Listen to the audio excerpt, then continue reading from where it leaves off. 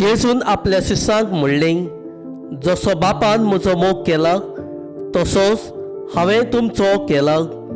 म्हज्या मोगान रावात जशें हांवें म्हज्या बापाच्यो आज्ञा सांबाळल्यात आनी असो ताच्या मोगान हांव आसां, तशेंच तुमी म्हज्यो आज्ञा तुमी सांबाळशात जाल्यार म्हज्या मोगान रावतले. म्हजी कुशालकाय तुमचे सवे आसच्या खातीर आनी तुमची कुशालकाय पूर्ण जावचे पासत हांवें तुमकां ह्यो वस्तू सांगल्यात.